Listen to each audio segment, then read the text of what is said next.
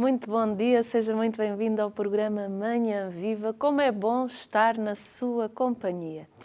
E este ano celebramos na Igreja os 5 anos da publicação da exortação apostólica Amoris Laetitia, que nos convida a refletir sobre a beleza e a alegria do amor familiar. E vou começar este programa com uma frase desse mesmo documento, que diz assim: a alegria do amor que se vive nas famílias é também o júbilo da Igreja. Apesar dos numerosos sinais de crise no matrimónio, como foi observado pelos padres sinodais, o desejo de família permanece vivo, especialmente entre os jovens. Isto incentiva a Igreja. Como resposta a este anseio, o anúncio cristão sobre a família é verdadeiramente uma boa notícia. A família doméstica é uma pérola dentro da nossa Igreja. É nela que nascem as vocações. Hoje vamos falar de um assunto que já existe há muitos anos, porém ouvimos falar dele com mais frequência agora, a mediação familiar. Mas antes de iniciarmos o nosso tema, quero convidá-lo a fazer comigo um momento de oração para começarmos bem o nosso dia. Invoquemos todos juntos a Santíssima Trindade. Em nome do Pai, do Filho e do Espírito Santo. Amém.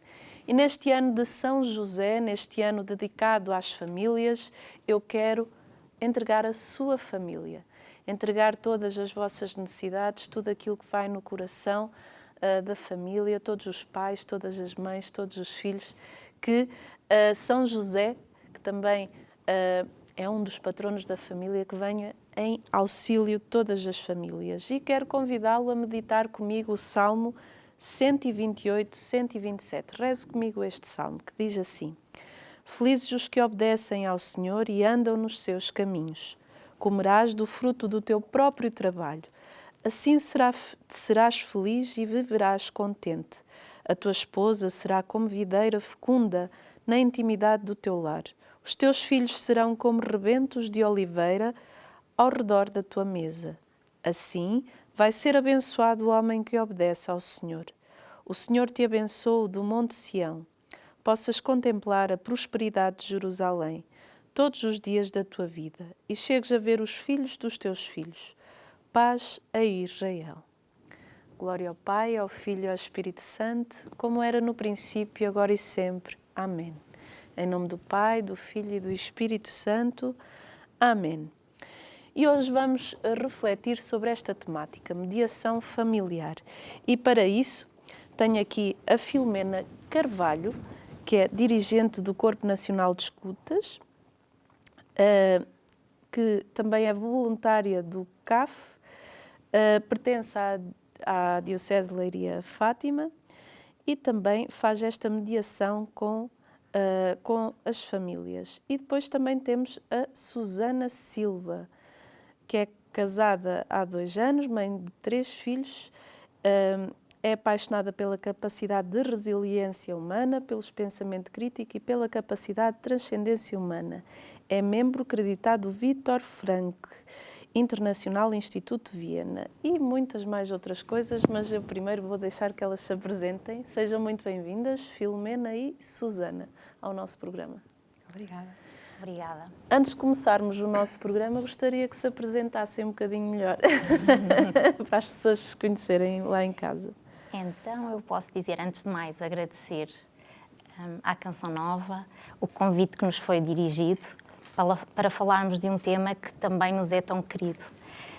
Eu sou de Leiria, nasci em Moçambique, vim para uma aldeia aqui perto de Leiria, sou professora na STG há cerca de 20 anos e exerci advocacia. Estou ligada à Associação Intermediar, Sim. à Associação de Mediadores de Conflitos e, de facto, como disse, integro o Corpo Nacional de Escutas. Estou na Diocese ligada ao Gabinete de Apoio à Família também e faço parte da Associação Nova Humanitas. Sou casada há 11 anos e sou família de apoio de 3 meninas de 16 anos. Ai, que bonito. Então, eu sou a Susana, sou de Lisboa, sou casada há 20 anos, tenho 3 filhos, sou membro do Movimento dos Focolares, além de também ser também um apoio na Diocese, no gabinete Famílias com Vida, que é uma resposta também para as famílias. E pronto, sou mediadora familiar, sou logoterapeuta, tenho bastantes programas de vida também. Doutora Susana, é monitora do Programa de Educação para a Afetividade e Sexualidade, Protege o Teu Coração, em vários contextos educativos, ensino público, educativo e catequético. Integra também a equipa de orientadores de famílias com vida, respostas de acolhimento, aconselhamento parental, conjugal da Pastoral Familiar da Diocese de Lisboa. Fale destes 2 projetos. Sim, então o Protege o Teu Coração é um programa de educação da afetividade e da sexualidade baseado na formação do caráter.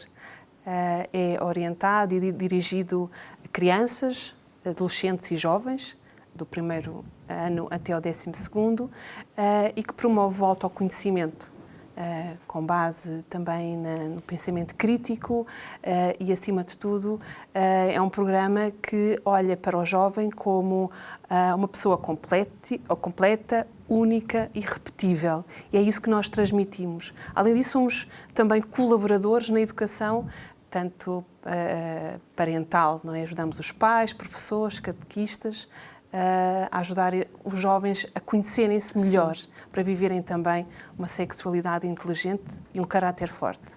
Depois, o Famílias com Vida é uma resposta da Pastoral Familiar do Patriarcado de Lisboa, que capacita leigos dispostos a ajudar e acolher famílias que se dirigem a estes pontos de acolhimento, e depois estes casais são orientados para técnicos especializados, profissionais, com formação católica.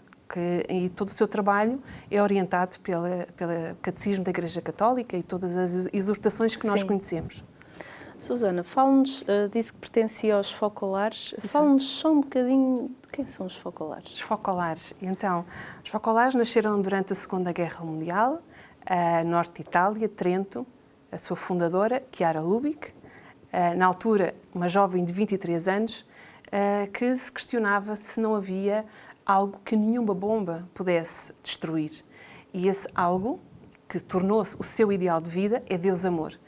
E uma coisa curiosa é que quando elas se refugiavam nos refúgios antiaéreos, levavam uma única coisa, que era o Evangelho. E no Evangelho encontravam palavras que as desafiavam, como qualquer jovem de 23 anos, não é? A colocar em prática e a pôr a sua vida ao serviço dos outros. E sentiram-se transformadas. Depois, a Segunda Guerra Mundial terminou, e este movimento passou as fronteiras geográficas, passou para as religiosas e então hoje é um movimento ecuménico, interreligioso, de diálogo com pessoas de boa vontade. E com todos os estados de vida. Com todos os estados de vida, exatamente. Isso é muito bonito. Exatamente. Chiara também, mais tarde, juntamente com empresários, criou a Economia de Comunhão, no Brasil, que hoje é mais conhecida como Economia de Francisco. O que é a mediação familiar? Então, a mediação familiar. A mediação familiar pretende e visa proporcionar um espaço de segurança às partes que estão em desacordo, em conflito. Acima de tudo, também visa uma escuta ativa, uma validação de todo o seu sofrimento e dor que é inerente a qualquer conflito. Depois, também promove processos de mudança, não é? Através de várias técnicas que nós utilizamos e que permitem, de facto, que o casal, que neste caso está em conflito, possa encontrar estratégias para poder ultrapassar esta fase. Depois, também visa, e porque assim, no âmbito, por exemplo, da regulação das responsabilidades parentais, promove também que o casal se foque nos seus filhos e que sejam a melhor versão enquanto pais, tornando-se uma equipa parental, como nós dizemos. Quer acrescentar? Sim, complementava aqui algumas ideias da Susana, dizendo que A mediação de conflitos, onde se integra a mediação familiar, é um meio de resolução alternativa dos conflitos à justiça tradicional. Sim. Não a quer substituir. Porque, de facto, há muitos conflitos que são imediáveis e há conflitos que não cabem no âmbito da mediação de conflitos e dos meios de resolução alternativo de conflitos. A mediação apresenta uma proposta um bocadinho diferente à justiça tradicional. Porquê? Porque tem um perfil que se insere numa lógica ganha-ganha e não ganha-perde. Na mediação familiar, pretende-se que ambas as partes saiam ganhadoras e não que haja um vencedor e um vencido. E, portanto, esta lógica também é uma lógica, sobretudo, cooperativa, em que, no caso, na mediação familiar, os casais, no caso de um casal, cooperam para a resolução do seu conflito. Sim. E são responsáveis nesse processo. E isso é fundamental. Isso é fundamental e também leva a que os casais tenham a consciência que nós não estamos numa rivalidade ou num jogo em que há um que perde e outro que ganha, que é essa questão de cooperar um com o outro, de serem companheiros, companheirismo. Sim, atrevo-me a dizer que a lógica que está incutida na sociedade atual é uma lógica competitiva. Exatamente. A vários níveis. Sim. E muitas vezes essa lógica competitiva despassa também para o casal. A mediação desconstrói isso numa lógica cooperativa. Muito interessante. Geralmente, o que é que propõem aos casais de forma a potenciar e a incentivar melhorias nas relações dos casais? Assim, nos casais, o que nós propomos é que haja um investimento na relação, que se priorizem, não é? Nós dizemos também o cuidar do primeiro filho do casal, que é o casal em si, não é? E muitas vezes fica esquecido, não é? O cuidar do primeiro filho, o que é que implica? Além de priorizar, que haja este encontro de ideias, este encontro de sonhos, esta partilha de sonhos, continuar a sonhar depois de casados, obviamente, não é? E de facto isso permite muitos casais que encontrem na relação um espaço também de escuta, de partilha, de confidência, que isso é só com aquela pessoa que nós temos, Sim. não é? E priorizamos exatamente isso. Para alcançar o que a Susana estava a dizer, nós nos preocupamos muito com a questão da comunicação, nomeadamente o que comunicam e como comunicam. Pensamos que são importantíssimas esta consciência do que se comunica e como nos comunicamos ao outro, e o que nos comunicamos é fundamental na relação a dois. Quais são as técnicas que utilizam para motivar os casais que já estão desmotivados com a relação e a terem uma gestão autónoma e proativa dos conflitos? As técnicas que nós utilizamos é da promoção da mudança. Muitas vezes existem padrões de comunicação, existem padrões de comportamentos que basta olhar para eles e perceber o que é preciso alterar para que a relação cresça. Nós também acreditamos que existe também a necessidade de aceitar a diferença do outro. Ter esta capacidade é uma das grandes competências enquanto casal. Sim. E que muitas vezes nós não encontramos quando um casal vem ter connosco, seja no âmbito da terapia, seja no âmbito da mediação familiar. Há outro aspecto que também nós, na Associação, na Intermediar, procuramos ter em consideração quando os casais nos procuram. Que eles tenham consciência de onde partem e perceberem bem qual é a sua situação atual. Porque há casais que não têm a certeza se querem o caminho da separação. Sim. E nós procuramos, com a terapia familiar, previamente à mediação, que os casais percebam exatamente o seu ponto de partida e efetivamente o que querem. E, obviamente, percebendo onde estão, também implica uma consciência e um autoconhecimento não só enquanto pessoa individual, como a dois. Sim. Uma outra ferramenta que nós aconselhamos os nossos casais que acompanhamos, até é uma ferramenta muito usada nas equipas Nossa Senhora, que é o dever de sentar-se. Pararem para sentarem-se os dois a conversar. E às vezes no dia-a-dia, no cotidiano, tão cheio de afazeres, os casais por vezes esquecem de se sentar um com o outro e a conversarem sobre si e sobre o seu primeiro filho. O diálogo é extremamente importante. De que forma é que os amigos e a espiritualidade podem ajudar no processo? Então, a espiritualidade permite encontrar novas chaves de leitura que muitas vezes nós não conseguimos encontrar. Não é? É porque, de facto, quando o casal está em conflito, é quase como se tivessem uns óculos escuros, que veem tudo negro, tudo muito dramático, não é? E vem em muita evidência as diferenças, as dificuldades, tudo o que é de negativo. Os amigos permitem também, quando falamos de amigos, grupos também de casais, permitem-nos relativizar estes momentos. E como? Através da partilha das suas experiências, não é? E perceber que não somos os únicos que estamos a viver estas fases. Muitas vezes também permitem-nos entender que estas fases de escuridão não são nada mais, nada menos do que a própria relação está a reclamar uma certa atenção ao casal, não é?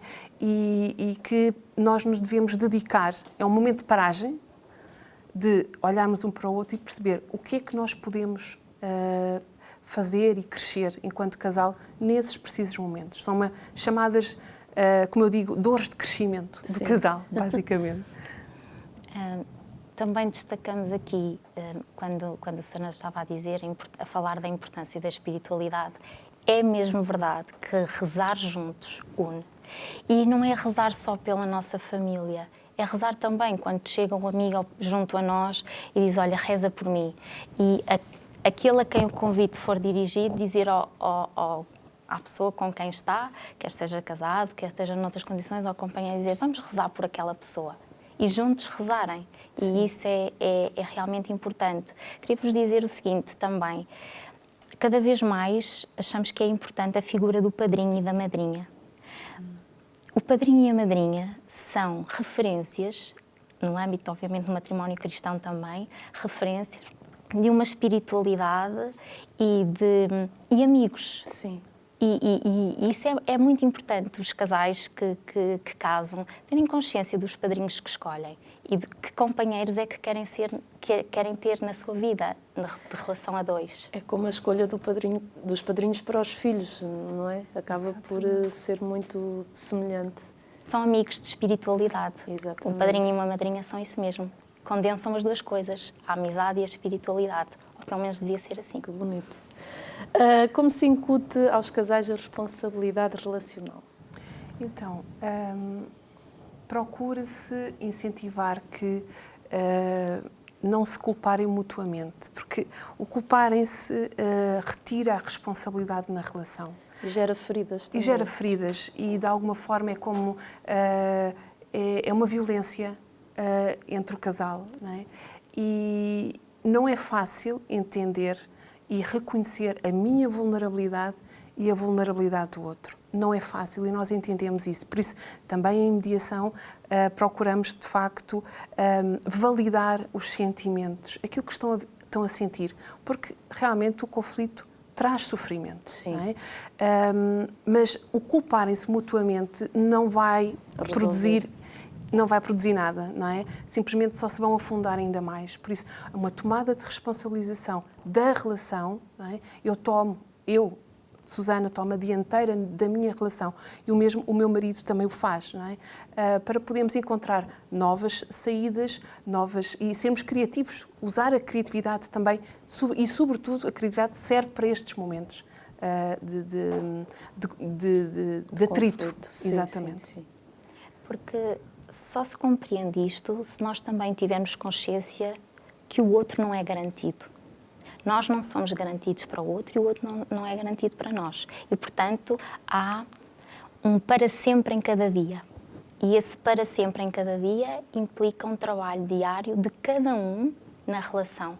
É óbvio que isso também implica que nós temos que aceitar que vamos mudando com o tempo. Nós mudamos e o outro muda.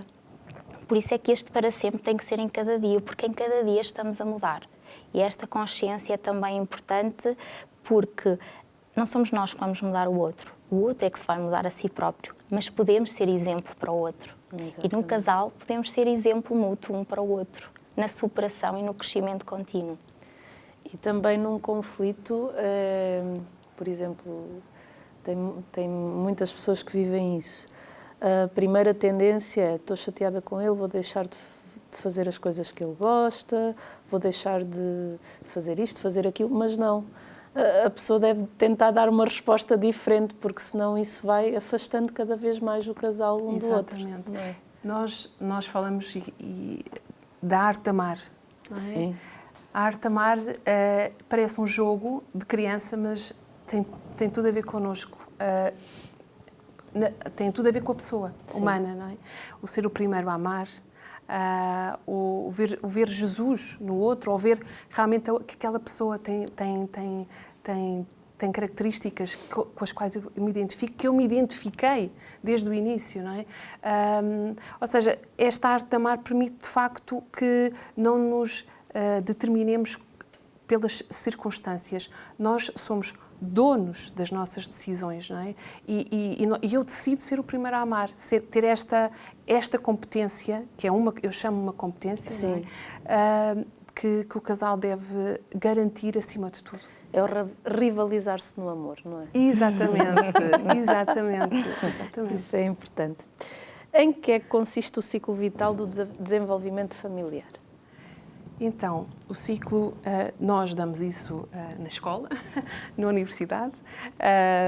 De facto, o ciclo vital, eu chamo, lá está as chamadas dores de crescimento do casal. E o que é que são as dores de crescimento do casal? É a passagem de etapas, sobretudo na formação do casal, por exemplo, e a gente lembra-se, não é? Nos primeiros meses de casamento, a dada altura, ele faz de uma maneira, eu faço de outra, e porque os meus pais diziam que era assim, e os pais dele agora são assim. Pronto, é este encaixe, pronto. E que muitas vezes não é fácil, não é? Sim. Depois, o nascimento do primeiro filho, que é uma mudança. É uma mudança. Uma mudança de gigante. papéis, não é? Em que eu sou a mãe, ele é o pai. Há novos tios, há novos avós, ou os avós voltam a ser avós, mas é sempre ligado àquela pessoa, não é? Pronto, e são sempre etapas que vêm gerar algum stress, alguma frustração, porque nós tínhamos ideias tão lindas para aquela fase e depois saem furadas, pronto, e nós ficamos frustrados, lá está, culpamos mutuamente, porque tu devias ser assim, eu devia ser, pronto. Depois, a entrada dos filhos na escola, também é uma etapa bastante peculiar. Sim. Pronto. Depois, porque há expectativas. Sim. Em todas elas há sempre expectativas, lá está. Depois, quando os nossos filhos são adolescentes, outra etapa na qual eu me incluo neste momento, que é bastante desafiante também. Depois, a fase adulta dos nossos filhos e que coincide com o ninho vazio, Sim. que é aquele momento em que a dada altura todos se vão embora e o casal continua. Isto é muito... E porque o ninho vazio pode ser uma etapa de stress, que é, nós sempre vivemos a vida acompanhados, com um filho, 2 filhos, 3 filhos, a casa sempre esteve cheia. E de repente deixa de estar. E a dada altura eu tenho que me confrontar com o outro. Se eu não investi tempo e dedicação durante toda a minha vida até aquela altura, na altura eu olho para o outro e vejo um desconhecido, eu não te reconheço. E há situações em que de facto existem divórcios, sobretudo nessa fase, porque nós não nos reconhecemos.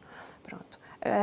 Eu lembro-me de uma experiência que nós fomos a uma paróquia que havia um casal nessa fase do ninho vazio. E nós, quando falámos do primeiro filho do casal, que é o casal, Sim.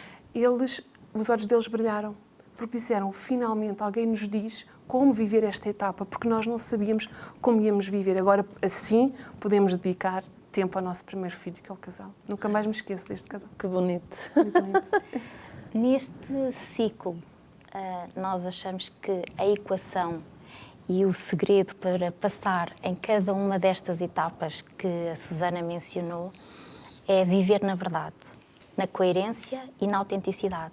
E que a família e que o espaço família e que o lar seja um verdadeiro espaço de encontro na verdade do que cada um é. Ser eu própria, ser eu próprio, os meus filhos poderem ser eles próprios. E isso é aquilo que André Rocher refere, fazermos um caminho de santificação juntos. Ser eu mesmo, nada além de mim mesmo, totalmente eu mesmo. E, portanto, este é o caminho, no fundo, que nós achamos que pode ser importante para viver e passar por todos estes ciclos da família. E assim terminamos a primeira parte do nosso programa com este ciclo familiar. Não sei em qual fase é que você em casa se encontra. Olha, eu já detetei aqui a minha. Vamos para um brevíssimo intervalo e já voltamos.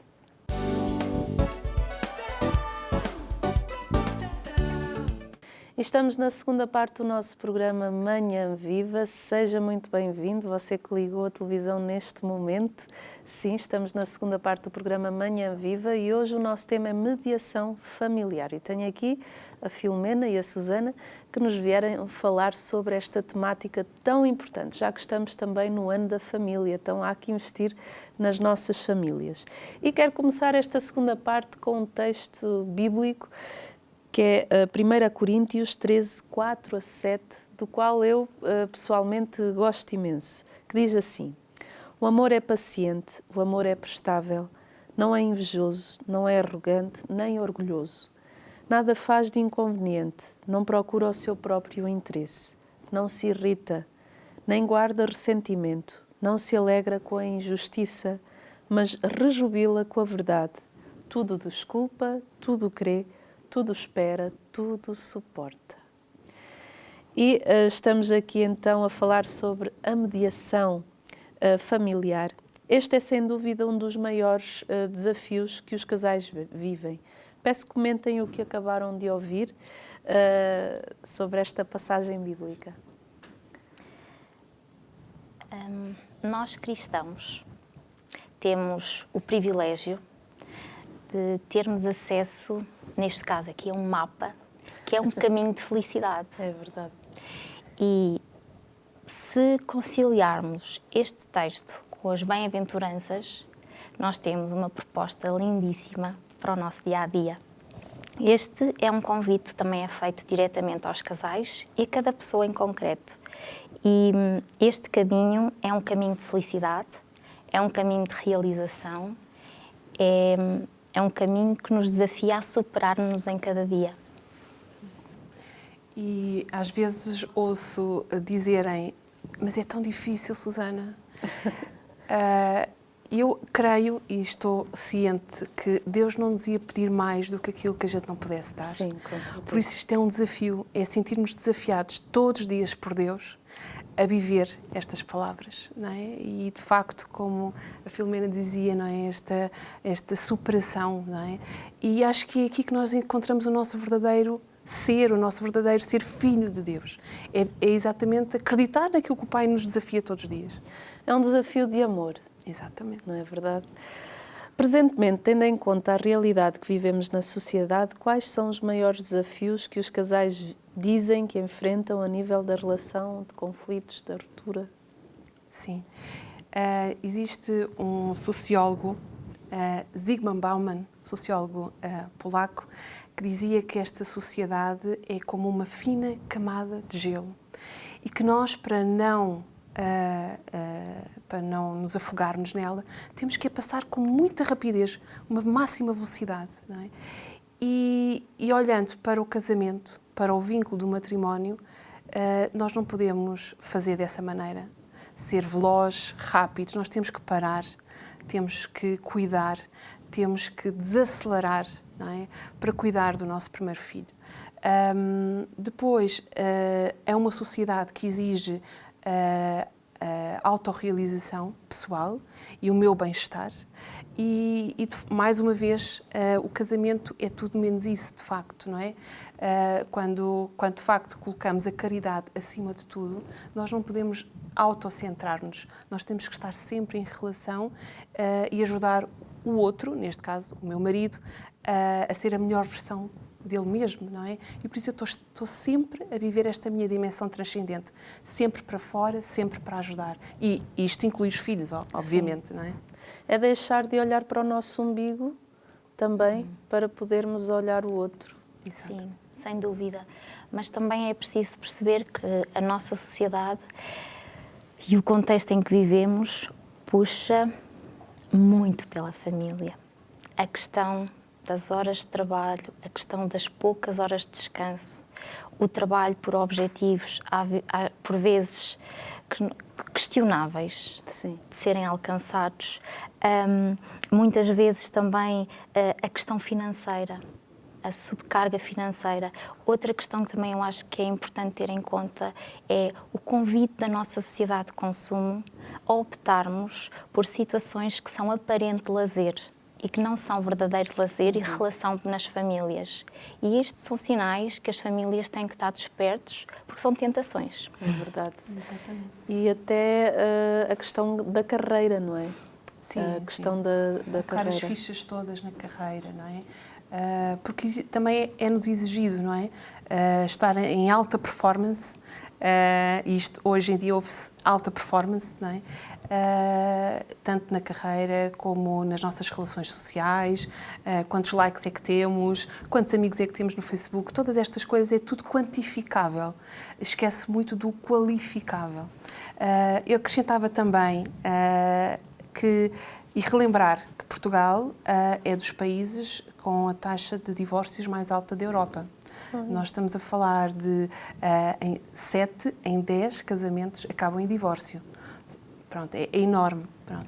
E Portugal é dos países que menos investe nas políticas de família. Ou seja, é um contrassenso, porque basta olhar para os índices para perceber que nós devemos investir nas famílias, devemos ajudar nas famílias e, como a Filomena dizia, ou seja, promover espaços e promover um ambiente à família que ela se possa também se realizar. E, mais uma vez digo, é preciso parar, é preciso cuidar da família, começando desde o governo até que é Sim. macro, Sim. para a família, uma realidade micro. Eu diria que a família é a pérola preciosa da sociedade e que nós precisamos de cuidar dessa pérola preciosa, Exatamente. não é verdade? Qual a diferença entre terapia familiar e mediação familiar? Que as pessoas lá em casa podem estar a colocar esta questão. Exato. Então, ambas têm funções distintas e complementares. Então, a mediação familiar visa um acordo entre duas partes que estão em conflito, ou seja, o objetivo é um acordo. Depois, na mediação familiar, existe também a regulação das responsabilidades parentais, em que o nosso objetivo e o foco é no supremo interesse da criança, ou seja, que a sua integridade e a sua qualidade de vida estejam salvaguardadas, não é? E por isso isto está tudo no acordo, é constitutivo no acordo. A terapia familiar, esta pode e deve acontecer antes de uma mediação e que visa promover e cuidar, acima de tudo, da relação existente entre o casal e na família. É uma abordagem mais de acompanhamento e manutenção. A terapia familiar não visa um acordo, não é esse o objetivo, e a mediação visa o acordo. Mas também digo que a mediação familiar, apesar de não ser terapêutica, tem efeitos terapêuticos. Pois. Muitas das vezes os mediados são confrontados e são interpelados a olhar para o seu passado, encarar o seu presente e projetar o seu futuro, que pode ser enquanto equipa parental, enquanto pais, não é? Ou então voltar atrás e um novo recomeço enquanto casal. Isto também acontece Sim. na mediação familiar. Eu gostava de desafiar as pessoas a pensarem na terapia familiar e na mediação familiar como de facto propostas de caminho. E não nos devemos ter vergonha de pedir ajuda, não devemos ter vergonha de assumir a nossa vulnerabilidade, não devemos nos envergonhar por estarmos a passar fases menos boas no nosso casamento. Então, se estamos a passar fases menos boas, há um caminho, Sim. pedir ajuda. E a terapia familiar é uma resposta, e a mediação familiar também pode ser uma resposta de um caminho de separação na paz. Sim.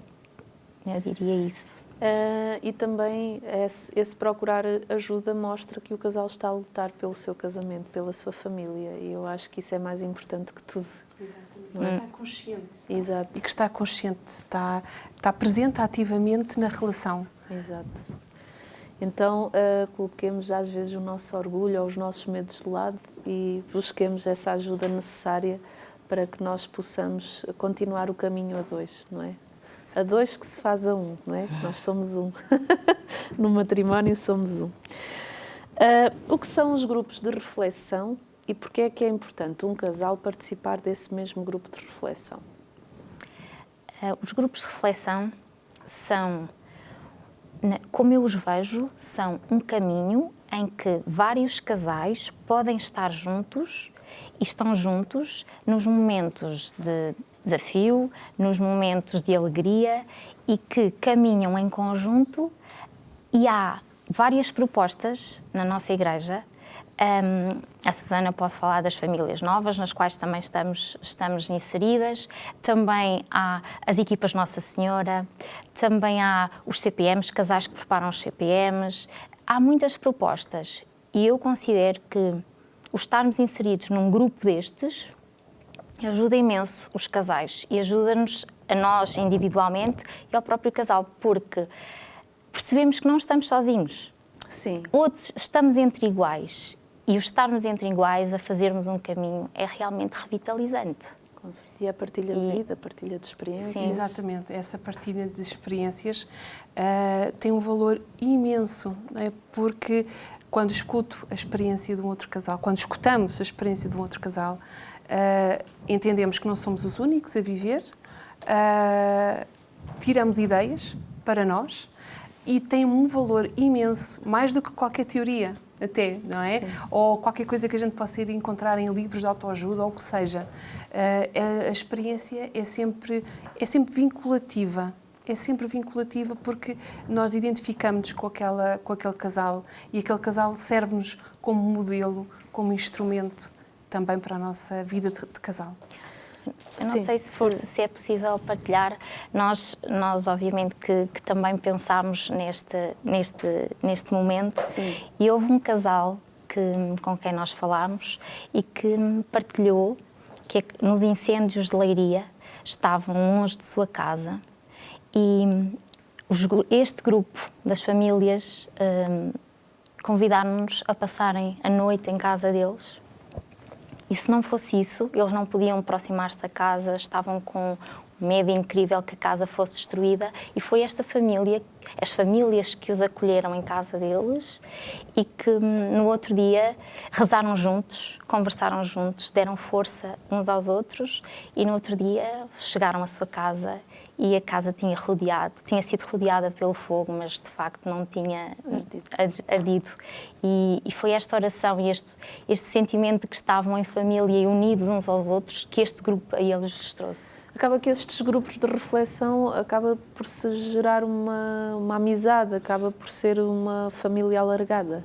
Exatamente. E uma cumplicidade que se acaba por gerar entre os casais. Exatamente. Ali. E esta rede de apoio, que é muito valorizada, seja na terapia, seja na mediação familiar, que é quase uma necessidade de garantia da manutenção de casal, alarga-se a estes grupos, não é? E quando falamos desta rede de apoio, porque a família é relacionalidade, interdependência. Nós estamos conectados uns com os outros. Sim. Não há uma família que se consiga fazer sobreviver sozinhas, não é? Uhum. Seja pela partilha, não é? E a partilha de bens, a partilha de ajuda, a partilha de experiência, a partilha de oração. Nós estamos sempre correlacionados, sempre em permanência.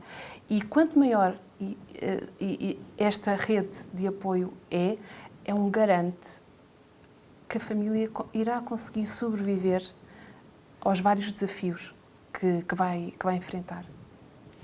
Expliquem-nos o que é que significa que a comunicação é e deve ser o primeiro dos saberes fazer. A comunicação é uma forma de nos dizermos ao outro e até a nós próprios. É mesmo uma forma de nos dizermos.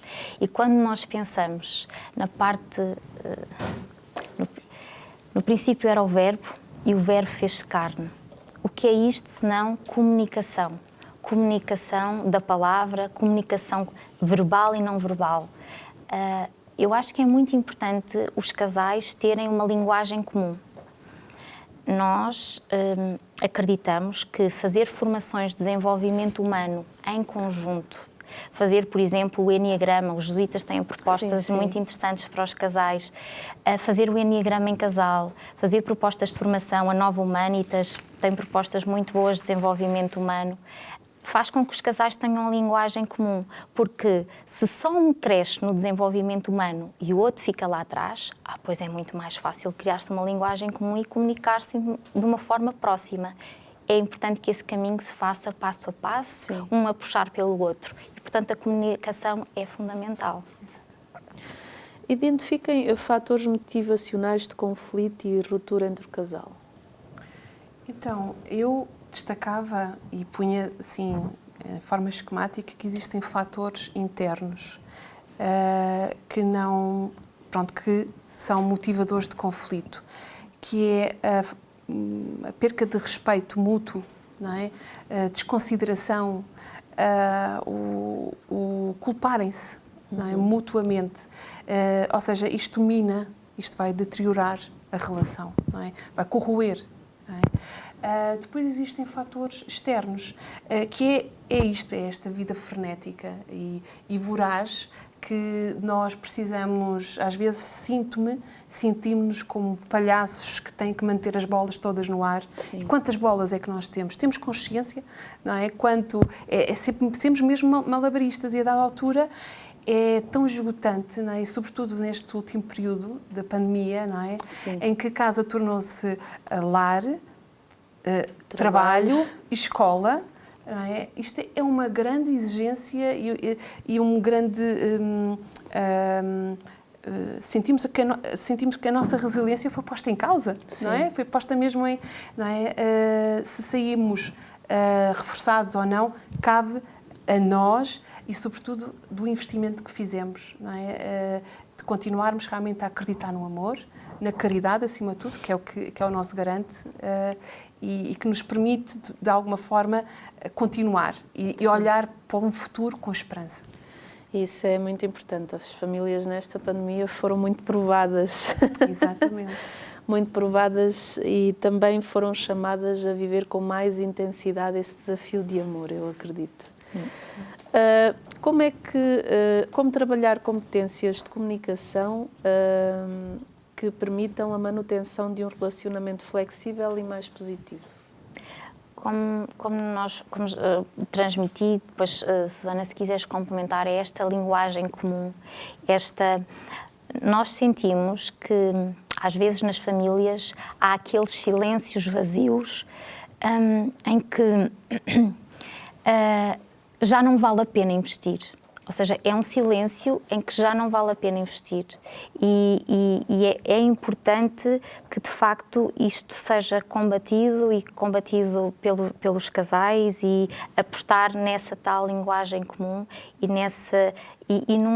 atrevo-me a dizer que também outro exercício muito bonito é num exame de consciência de final do dia, em casal. Fazê-lo em casal. Porque o exame de consciência é feito de o que aconteceu de bom durante o dia, o que aconteceu de menos bom e que tu me podes ajudar a ver até no positivo e no que eu posso crescer e tu cresceres também comigo e como vai ser o nosso dia da manhã, o que é que vai acontecer no dia da manhã, onde eu também, como meu marido ou minha esposa, te posso incluir nesse dia. Construir o outro pelo positivo.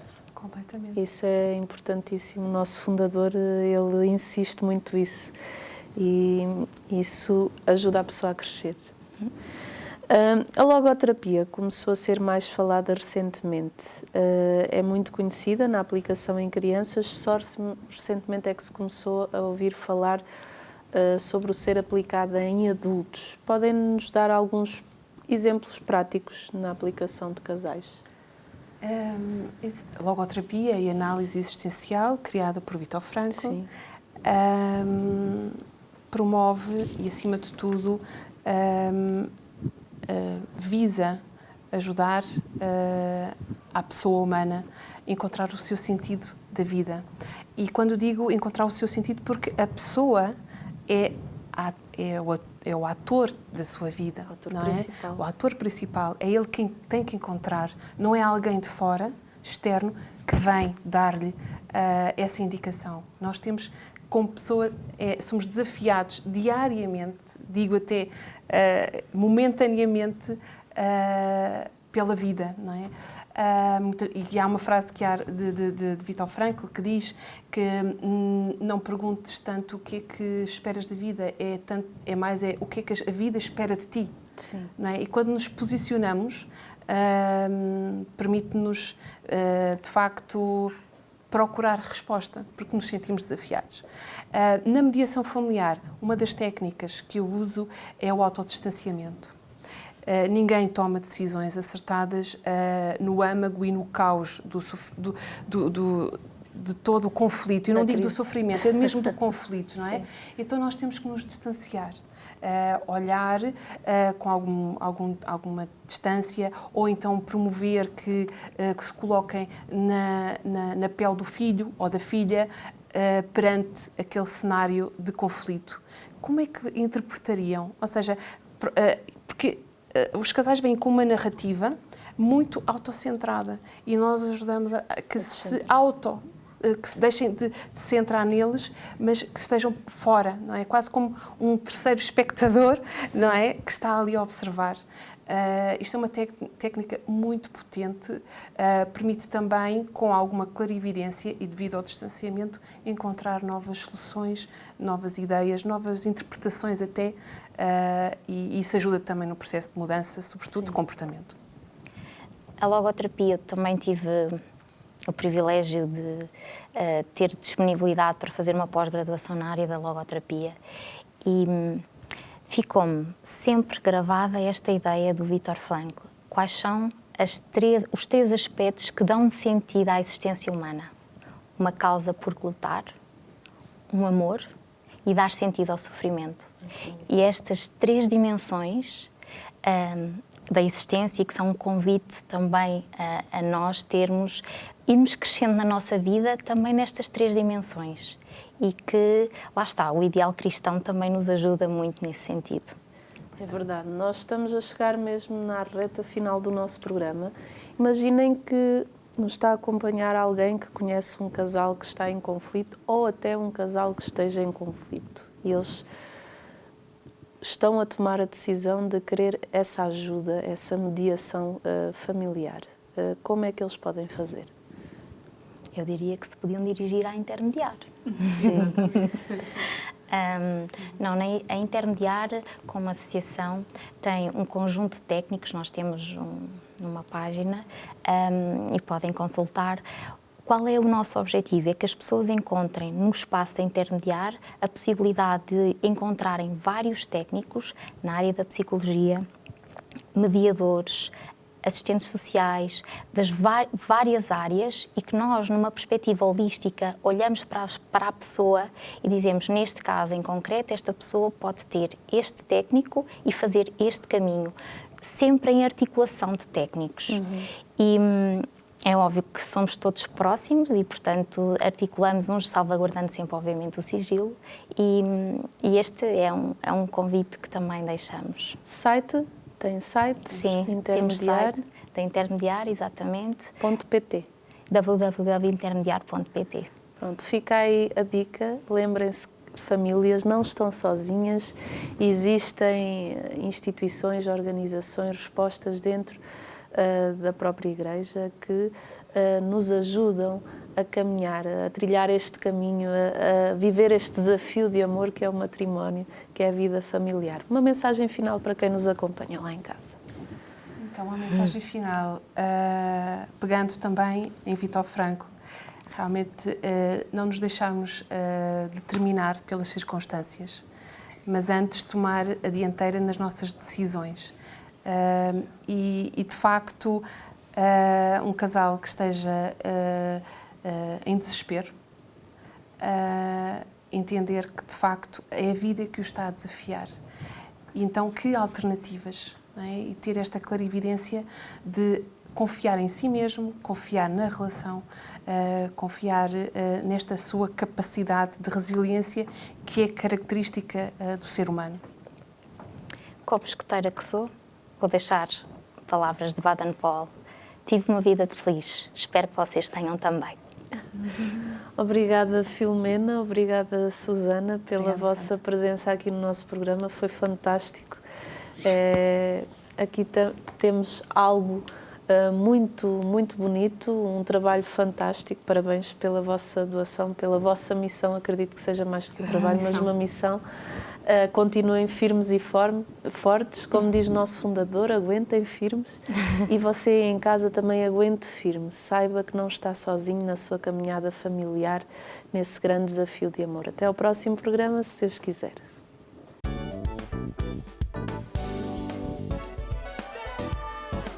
Se gostou deste programa, clique aqui na nossa playlist aqui em baixo para ver outros episódios. Se ainda não subscreveu o nosso canal do YouTube, faça-o já clicando neste botão aqui do lado e será logo o primeiro a saber todas as novidades.